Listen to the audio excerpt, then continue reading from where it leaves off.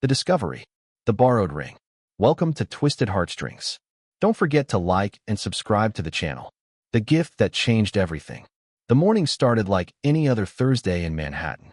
I woke up at 6, made James his coffee exactly how he liked it. 2 sugars, splash of cream, and watched him rush out the door with barely a goodbye kiss. Our 5th wedding anniversary was 3 days away, and I had planned the perfect surprise. The custom platinum cufflinks I'd ordered 2 months ago were finally ready. They had our wedding date engraved on one and our initials on the other. James always complained his cufflinks were boring, so I wanted to give him something special. Something that showed I still cared about the little details of our marriage. I walked into Cartier on 5th Avenue at exactly 10 a.m., my heels clicking against the polished marble floor. The store smelled like expensive perfume and old money. I was wearing my navy Armani suit, the one James said made me look too serious. But I wasn't trying to impress anyone today. I was just picking up a gift for my husband. Mrs. Chun, wonderful to see you. Michael, my sales associate, greeted me with a warm smile. Your custom piece is ready. Let me get it for you. While I waited, I wandered toward the engagement ring section. The diamonds sparkled under the lights like tiny stars. I remembered when James proposed to me 5 years ago. He'd taken me to Central Park, got down on one knee by the fountain, and promised me forever. Back then, I believed him. That's when I heard his voice. Sophie, this one is perfect. The princess cut will look beautiful on your hand. I froze. That was definitely James. I would know his voice anywhere. But who was Sophie? And why was he buying her a ring? I moved quietly behind a display case, my heart pounding so hard I could hear it in my ears. Through the glass shelves, I could see him clearly. My husband of 5 years was standing with a young woman, maybe 26 or 27, with long blonde hair and a figure-hugging red dress. She was looking at engagement rings. The lie begins. James, are you sure about this? The woman asked, her voice sweet and excited. It's so expensive. Nothing is too expensive for you, James said, taking her hand. He lifted it to his lips and kissed it gently. My stomach twisted. I felt like I was going to be sick right there on the expensive Cartier floor. Besides, James continued, once we make this official, everything I have will be yours anyway. The sales associate, a different one from mine, smiled at them. Shall I ring this up for you, Mr. Chin? The 3-carat princess cut diamond with the platinum band. 3 carats. That was bigger than my engagement ring. I should have confronted them right there. I should have walked over and demanded answers. But something stopped me. Maybe it was shock. Maybe it was years of training myself to be calm and controlled in every situation. Or maybe, deep down, I knew that making a scene would only hurt me in the end. Instead, I pulled out my phone and took several photos. Click. James holding her hand. Click. James kissing her fingers. Click. The sales associate writing up the purchase. I made sure to capture everything. Mrs. Chun. Michael had returned with my package. Here are your cufflinks. They came out beautifully. I quickly moved away from the ring section, meeting him at the counter. My hands were shaking as I took the small blue box. Thank you, Michael. They're perfect. Will there be anything else today? No, that's all. I handed him my credit card, the one attached to my own account, not the joint one I shared with James. As I signed the receipt, I glanced back toward the ring section. James and the blonde woman were still there, looking at wedding bands now. Wedding bands. He was actually planning to marry her. The accidental meeting. I left Cartier quickly, my mind racing. I needed to think. I needed to figure out what to do. But as I reached the door, I heard James call out behind me. Maya, what are you doing here? I turned around slowly, forcing a smile onto my face. James? What a surprise. He walked toward me quickly, and I noticed the blonde woman had disappeared. I was picking up something for work. A client gift. Oh, how thoughtful, I said, keeping my voice light and casual. I was doing the same thing, getting some early Christmas shopping done. It was only September, but he seemed to accept this explanation. Great minds think alike, he said, kissing my cheek. His lips felt cold against my skin. Hey, I have a meeting across town. I'll see you tonight. Of course. I'm making your favorite dinner. You're the best, he said, already backing toward the door. Love you. Love you too. I replied automatically. I watched him leave, probably going back to the blonde woman who was hiding somewhere nearby. Then I walked to my car and sat in the driver's seat for 10 minutes, just staring at nothing. Who was Sophie? How long had this been going on? And most importantly, what was I going to do about it? The investigation begins. I didn't go home. Instead, I drove to my best friend Rachel's apartment in Brooklyn. Rachel had been my roommate in college and was now a successful divorce attorney. If anyone would know what to do, it was her. He's buying another woman an engagement ring? Rachel's eyes were wide with shock. She poured me a large glass of wine, even though it was only noon. Maya, I'm so sorry. I need to know who she is, I said, taking a long sip. I need to know everything. I have a friend who's a private investigator, Rachel said immediately. He's discreet and very good at his job. Do you want me to call him?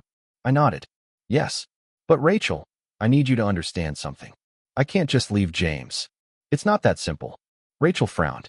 What do you mean? The man is cheating on you. He's literally buying another woman an engagement ring. I know, I said quietly. But my father's company. James is the primary investor. If I leave him, if we get divorced, he could pull all his funding. My father's business would collapse. 40 employees would lose their jobs. My parents would lose everything they've built. Rachel's expression softened. Oh, Maya, your father's construction company. Yes. James knows I can't leave without destroying my family. He thinks he's safe. So what are you going to do? I looked down at my wine glass, watching the light reflect off the dark red liquid. I'm going to find out everything. Who she is, how long it's been going on, what he's promised her. And then I'm going to take everything from him before he can take it from me. Rachel smiled slowly. Now that's the Maya I know. The one who graduated top of her class in business school and turned her father's small construction company into a multi-million-dollar operation. Let me call my investigator friend. The truth unfolds. 2 days later, I met with Daniel Torres, the private investigator. We sat in a quiet coffee shop in the village, away from anywhere James or his colleagues might go. Daniel was a serious man in his 40s with sharp eyes that didn't miss anything. He listened carefully as I explained the situation, taking notes in a small leather notebook. I can have preliminary information for you within a week, he said. But I need to warn you, Mrs. Chun. Sometimes what we find is worse than what we expected. Are you sure you want to know the truth? I'm sure, I said firmly. I need to know everything. Who she is, where they meet, how often, what they talk about. Everything. Understood. I'll also look into his financial records, if you can provide me access to your joint accounts. I pulled out a folder and slid it across the table. Here's everything. Bank statements, credit card records, his phone bills. I've been organized. Daniel raised an eyebrow. You came prepared. I didn't build my career by being unprepared, Mr. Torres. He smiled slightly. I can see that. I'll be in touch soon. That night, I went home and cooked James's favorite meal like I'd promised. Grilled salmon with roasted vegetables and garlic mashed potatoes. He came home at 8, loosened his tie, and kissed me on the forehead. Something smells amazing, he said. I wanted to do something special, I replied, setting the table with our good china.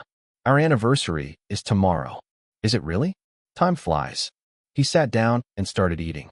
This is delicious, Maya. You know the way to my heart. I watched him eat. This man I'd loved for 7 years, married for 5. He looked so normal, so content. Like he wasn't living a double life.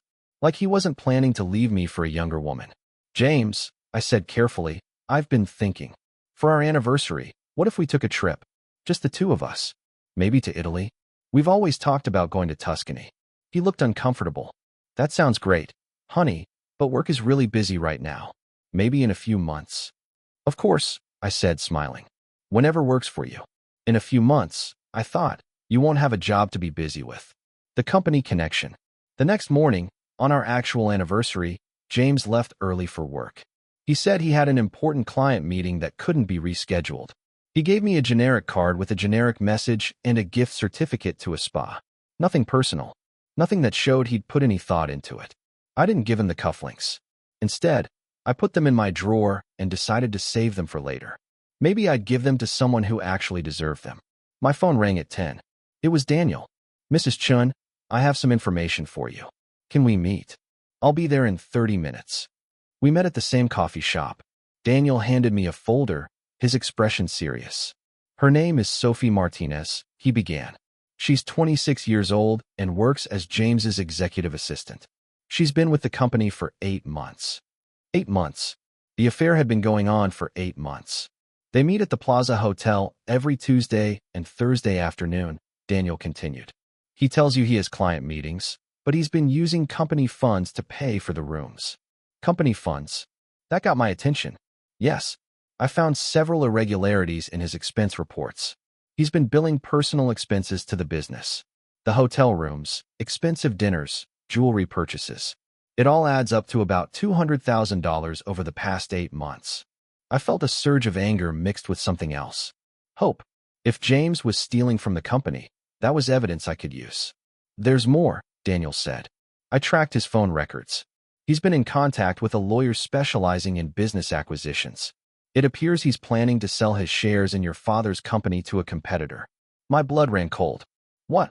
He's been negotiating for weeks. If the sale goes through, your father's company would likely be dismantled and absorbed by the competitor. All those employees you mentioned, they'd be fired. So that was his plan. Take the money from selling his shares, marry Sophie, and leave me with nothing while my family's business collapsed. Can you get me proof of all this? I asked. I already have it. Daniel pushed another folder across the table. Copies of his expense reports, hotel receipts, phone records, and emails with the lawyer. Everything you need. I opened the folder and looked through the documents. It was all there, in black and white. Evidence of his betrayal, his theft, his plans to destroy my family. Thank you, Daniel, I said quietly. This is exactly what I needed. What are you going to do, Mrs. Chun? I closed the folder and looked up at him. I'm going to protect my family. And I'm going to make sure James Chun regrets the day he decided to betray me. Building the alliance. That afternoon, I made a phone call I'd been avoiding for weeks. Robert Hamilton was James's business partner and the other major shareholder in their investment firm. Robert and James had started the company together 10 years ago, but lately, I'd heard rumors that their relationship was strained. Maya, this is a surprise, Robert said when he answered. Is everything okay? Robert, I need to meet with you. It's about James and the company. Can you spare an hour? There was a pause. This sounds serious. How about my office at 4? I'll be there. Robert's office was in a modern high-rise in Midtown. He greeted me at the door, concern on his face. Robert was 40 years old, married with 2 kids, and had always been kind to me at company events. Please, sit down, he said, gesturing to a leather chair. What's going on? I didn't waste time. James is having an affair with his assistant. He's been stealing from the company to fund it, and he's planning to sell his shares to Titan Investments behind your back. Robert's face went through several emotions: surprise, anger, and finally, resignation. I knew something was wrong, he said quietly, but I didn't know it was this bad. You knew about Titan? I asked. I suspected. James has been acting strange lately, taking secret calls, being evasive about his schedule. And I overheard him on the phone with someone from Titan last week. But I didn't have proof. I have proof. I handed him copies of the documents Daniel had given me. Everything is here. Robert read through them, his jaw tightening with each page. This bastard. He's been stealing from our company, lying to me, and now he wants to sell to our biggest competitor? Titan would destroy everything we've built. I know. That's why I came to you. I need your help. What do you need? I need to protect my father's company first. Can you help me secure independent funding so my family isn't dependent on James anymore? Robert nodded immediately. Yes, I have contacts at several banks. We can set up a meeting this week. Your father's company has solid financials. Getting a loan won't be difficult. Thank you. Second, I need to document all of James's theft and present it to the board. Consider it done. As managing partner, I have the authority to launch an internal investigation. Once the board sees this evidence, James will be forced out. Good. And finally, I paused, making sure I wanted to go through with this next part. I need to make sure Sophie Martinez understands exactly who she's dealing with. Robert raised an eyebrow. What do you have in mind? I smiled, and it wasn't a nice smile. I'm going to befriend her. I'm going to become her confidant. And I'm going to make sure that when everything falls apart, she knows exactly who destroyed her little fantasy. Maya, Robert said slowly, remind me never to get on your bad side. Too late for James to learn that lesson, I replied. Now, let's talk about how we're going to take back control of your company and destroy his plans before he even knows what hit him. We spent the next 2 hours planning. Robert would begin the internal investigation quietly, collecting evidence from the company's financial records. I would work on securing my family's independence and gathering more information about Sophie. And together, we would wait for the perfect moment to strike. When I left Robert's office, the sun was setting over Manhattan. The city lights were starting to come on, making everything look golden and beautiful. I felt something I hadn't felt in days: hope. James thought he had all the power because he controlled the money. But he'd forgotten something important. I was Maya Chun. I'd built my career by being smarter, more strategic, and more determined than anyone else in the room. James had started a war, but I was going to finish it. And when I was done, he would have nothing left. The setup, the perfect wife act. 1 week after discovering the truth, I transformed myself into the perfect wife. I woke up early every morning to make James breakfast. I asked about his day with genuine interest. I laughed at his jokes. I wore the dresses he liked. I became everything he wanted me to be. And he had no idea it was all an act. "You seem happier lately," James said one morning over coffee. We were sitting in our kitchen, sunlight streaming through the large windows overlooking Central Park. "I'm glad. I was worried you were stressed about work." "I've just been thinking about what's really important," I said, reaching across the table to squeeze his hand. "Us. Our marriage. I don't want to take you for granted anymore." James smiled, looking relieved. "That means a lot to me, Maya. Really, I feel like we're reconnecting." "Me too," I lied smoothly. "Actually, I was thinking, your company is having that fundraiser gala next month, right? The one for children's education." "Yeah, it's a big event. All our major clients will be there. I'd love to help plan it. I know I usually just show up, but I want to be more involved in your work life. Would that be okay?" James looked surprised, but pleased. "That would be great. Actually, my assistant Sophie has been handling most of the planning. You two could work together." "Perfect. Exactly what I wanted. I'd love to meet her," I said sweetly. "She must be very talented to work so closely with you." "She is," James said, and I noticed a slight change in his expression. A softness. "Very talented. I'll introduce you at the office this week." I watched him finish his coffee and leave for work, whistling as he walked out the door. He thought everything was going according to his plan. He had no idea that I was 3 steps ahead. Meeting Sophie. 2 days later, I walked into James's office building wearing a cream-colored Chanel suit and carrying lunch for my husband. The receptionist smiled at me. "Mrs. Chun, how lovely to see you. Mr. Chun is in a meeting, but I can let him know you're here." "Actually," I said, setting down the lunch bag, "I'm here to meet Sophie Martinez. Is she available?" The receptionist's eyes widened slightly. She'd probably heard the office gossip. Yes. Let me call her." A few minutes later, Sophie walked into the lobby. She was even prettier up close than she'd been at Cartier. Young, blonde, confident. She wore a tight black dress that was more appropriate for a nightclub than an office. When she saw me, her smile faltered for just a second. "Mrs. Chun," she said, extending her hand. "It's nice to finally meet you. James talks about you all the time." "I'm sure he does," I thought, but I kept my smile warm and friendly. "Please, call me Maya," I said, shaking her hand. "James has told me wonderful things about your work. I heard you're planning the fundraiser gala." "Yes, it's a huge project," Sophie said, relaxing a little. "But I love event planning."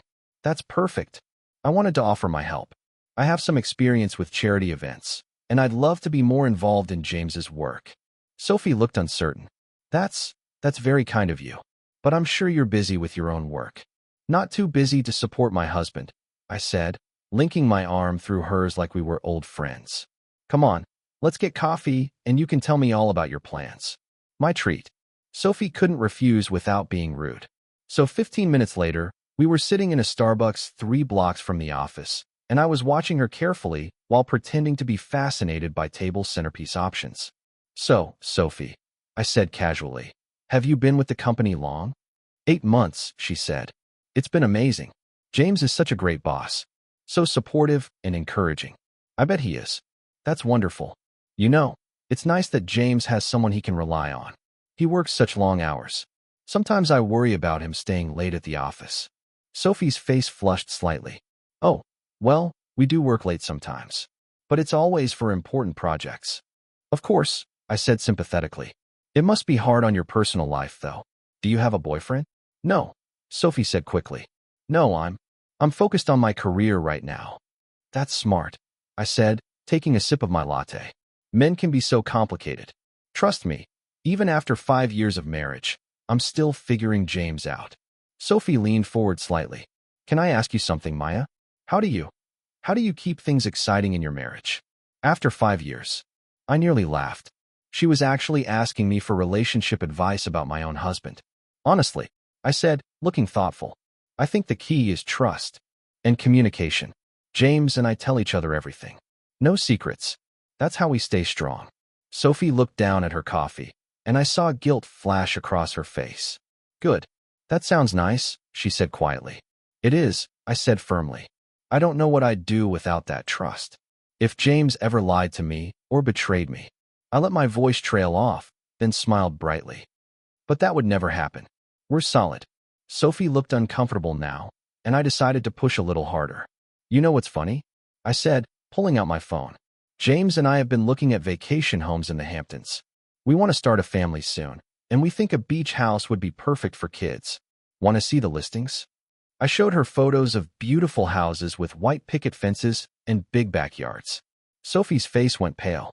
That's really nice, she said. I know. James is so excited about starting a family. He's always wanted kids. 3, actually. 2 boys and a girl. I looked at Sophie directly. He's going to be such a good father. Sophie excused herself to go to the bathroom. While she was gone, I checked my phone. Daniel had sent me a message. Found something interesting. Call me. When Sophie returned, her eyes were red. She'd been crying. Are you okay? I asked with fake concern. I'm fine, she said, gathering her things. I just remembered I have a meeting. We should do this again sometime. Absolutely, I said, standing up and giving her a hug. She stiffened in my arms. I'm so glad we're becoming friends, Sophie. I feel like I can really trust you. She pulled away quickly and practically ran out of the coffee shop. I sat back down and called Daniel. What did you find? I asked. Sophie isn't pregnant, Daniel said. I hacked her phone and found her recent searches. She's been looking up how to fake a pregnancy test. She's planning to trap James. I smiled. Perfect. Send me everything. The fake pregnancy. That night at dinner, James was distracted. He kept checking his phone and barely touched his food. Is everything okay? I asked innocently. What? Oh yes. Just work stress.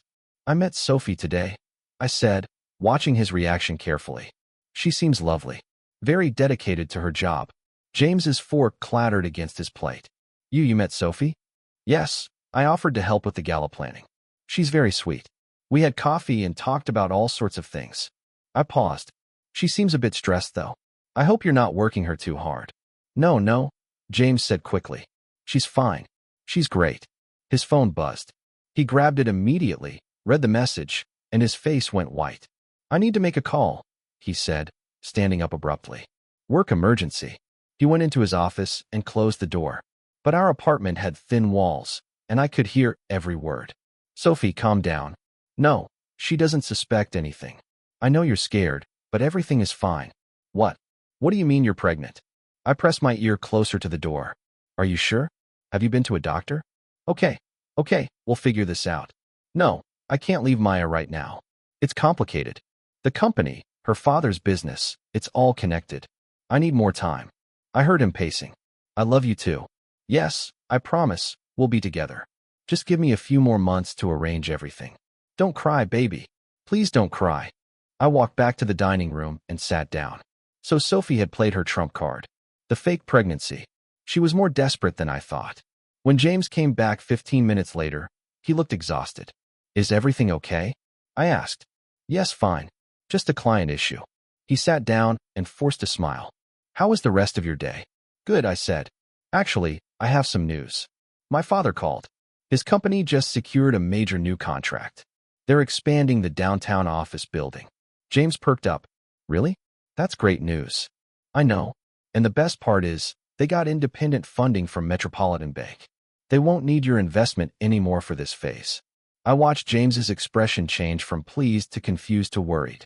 Wait, what do you mean they won't need my investment? Oh, just for this particular project, I said casually. Metropolitan Bank offered them better terms. Isn't that wonderful? It takes some pressure off you. But I'm the primary investor in your father's company. You were, I corrected gently. But Dad wanted to diversify his funding sources. You understand, right? It's just good business. James was quiet for a long time. I could see him calculating, trying to figure out what this meant for his plans. Of course, he finally said. That makes sense. But I could see the panic in his eyes. If my father's company wasn't dependent on him anymore, he'd lost his leverage over me. And if he'd lost his leverage, I could leave him anytime I wanted. Building the evidence. Over the next 2 weeks, I became Sophie's best friend. We had lunch twice a week. We texted constantly. She confided in me about her pregnancy, though she was careful not to mention who the father was. I'm so scared, she told me one afternoon over salad. The father, he's not ready to commit. He keeps saying he needs time. That's not fair to you, I said sympathetically. You deserve someone who's excited about this baby. Someone who puts you first. He says he will, Sophie said desperately. He says he loves me. But he has complications. Complications?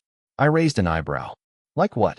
He's married, Sophie whispered, looking around to make sure no one heard. I gasped dramatically.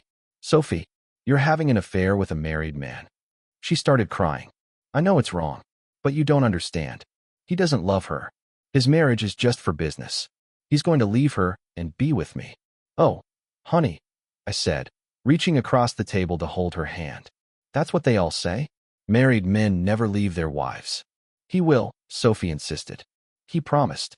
Once he gets his finances in order, once he sells his share of some business deal, we're going to be together. So that confirmed it. James was planning to sell his shares in my father's company, take the money, and run off with Sophie. I hope you're right, I said gently. But Sophie, you need to protect yourself. Do you have proof of his promises? Text messages? Emails? Some, she said. Why? Because if he changes his mind, you need evidence. For child support, if nothing else. Sophie nodded slowly. That's smart. I should save everything, shouldn't I? Definitely, I said. In fact, if you ever need help, if things go wrong, you can come to me. I'm your friend. Sophie squeezed my hand. Thank you, Maya.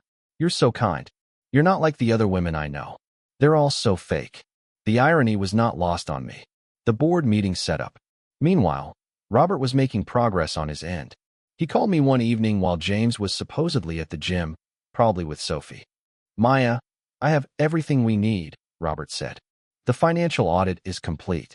James has embezzled over $300,000 from the company in the past year. Hotel rooms, jewelry, expensive dinners, all charged to business accounts. 300,000. I repeated. Yes. And that's not counting the shell company he set up to funnel money overseas. That's another $500,000. Can we prove he set up the shell company? We can. Sophie's name is on some of the documents. She helped him create it.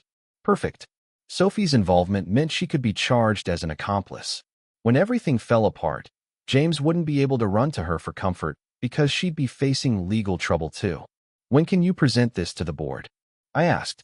I've scheduled an emergency board meeting for next month, Robert said. Right after the fundraiser gala. I want to give James enough rope to hang himself. Why wait until after the gala? Robert's voice took on a dark edge. Because the gala is when James plans to announce his retirement from the company. He's going to sell his shares to Titan Investments and make it sound like a generous business decision. I want him to feel like he's won before we destroy him. You're devious, I said with admiration. I learned from the best, Robert replied. Speaking of which, what are you planning for the gala? I smiled. Let's just say that night is going to be very memorable. For everyone. The confrontation that never was. 1 week before the gala, something unexpected happened. I came home early from a meeting and found Sophie in my apartment. She was sitting on my couch, crying hysterically. James was pacing back and forth, looking panicked. Maya. James jumped when he saw me. You're home early. Clearly, I said, setting down my bag. I looked at Sophie. What's going on? I'm sorry, Sophie sobbed. I shouldn't be here. This was a mistake. She came to talk to me about work, James said quickly, and she got emotional. Her grandmother died. I looked at Sophie's left hand. She was wearing the engagement ring James had bought her at Cartier. Sophie, I said quietly, is that the ring for your boyfriend? Sophie looked down at her hand, then at James, then back at me. Ah, yes. He proposed last week. Congratulations, I said. He must love you very much to buy such an expensive ring. He does, Sophie whispered. James, I said, turning to my husband. Could you get Sophie some water? She looks like she needs it. James hesitated, then went to the kitchen. The moment he was gone, I sat down next to Sophie and spoke very quietly. I know, I said. Sophie's head snapped up. Know what? I know about the affair. I know about the fake pregnancy. I know about the embezzlement. I know everything, Sophie. Her face went white. You how? That doesn't matter, I said. What matters is what happens next. You have two choices. You can walk away right now, quit your job, and disappear. If you do that, I won't press charges against you for helping James steal from the company. Or, Sophie whispered, or you can stay with James and see what happens when his whole world collapses. Because it is going to collapse, Sophie, very soon. And when it does, you'll either be a witness or an accomplice. Choose wisely. James came back with the water. Sophie took it with shaking hands. I need to go, she said, standing up. She looked at James, tears streaming down her face. I'm sorry. I can't do this anymore. Sophie, wait, James started. No, Sophie said firmly. I'm done. I quit. Find someone else to help you with your schemes. She ran out of the apartment, leaving James and me standing there in silence. What did you say to her? James demanded. The truth, I replied calmly. Something you should have told me months ago. Maya, save it, I said. The gala is in 1 week. After that, we'll talk. About everything. James's face went pale. He knew. Somehow he knew that I knew. Maya, I can explain. 1 week, I repeated. Until then, we're going to pretend everything is perfect. We're going to smile at the gala, play the happy couple, and then we're going to have a very long conversation about your future. Or lack thereof. I walked past him into our bedroom and locked the door. Outside, I could hear James making frantic phone calls. Probably to Sophie, begging her to come back. Probably to his lawyer, asking if he could still sell his shares. Probably to anyone who would listen. But it was too late. The trap was set. The evidence was collected. The allies were in place. In 7 days, James Chun would lose everything. And I was going to enjoy every single moment of watching it happen. The revenge. The calm before the storm. The night of the fundraiser gala arrived with perfect weather. Clear skies, mild temperature, and a gentle breeze that felt like destiny itself was on my side. The event was being held at the Plaza Hotel. Ironically, the same hotel where James had spent countless afternoons with Sophie. I spent 3 hours getting ready. My dress was a custom-made crimson gown that hugged every curve. It had cost $15,000, and I charged it to our joint account. The jewelry was the emerald set I'd bought myself, the one James didn't know about. My hair was swept up in an elegant twist, and my makeup was flawless. When I walked out of the bedroom, James was waiting in the living room. He wore a black tuxedo and looked handsome, I had to admit. But handsome doesn't mean trustworthy. You look beautiful, he said, but his voice was tense. He'd been on edge all week, ever since Sophie quit. Thank you, I said coolly. Shall we go? We don't want to be late to your big night. Maya, about Sophie. Not now, James, I interrupted. Tonight is about your company's charity work. Let's focus on that. He looked like he wanted to argue, but he just nodded and offered me his arm. I took it, and we walked out of our apartment like the perfect power couple. The car ride to the plaza was silent. James kept checking his phone, probably hoping Sophie would text him back. She hadn't responded to any of his messages all week. I knew this because Daniel had been monitoring both their phones. When we arrived, the ballroom was already filling with guests. There were at least 200 people, investors, clients, business partners, socialites, and journalists. The room sparkled with crystal chandeliers and was decorated with white roses and gold accents. Robert found me immediately. Everything is ready, he whispered while James was greeting guests. The presentation is loaded on the main computer. All you have to do is give me the signal. Perfect, I said. Let's give him an hour to relax. Let him think he's safe. The perfect performance. For the first hour, I played my role perfectly. I smiled. I laughed. I held James's hand and posed for photos. I chatted with investors about market trends and with socialites about fashion. Everyone commented on how happy James and I looked together. You two are couple goals, one woman gushed. 5 years and still so in love. We're very lucky, I said, squeezing James's arm. "Aren't we, darling?" "Very lucky," James echoed, but I could see the sweat on his forehead.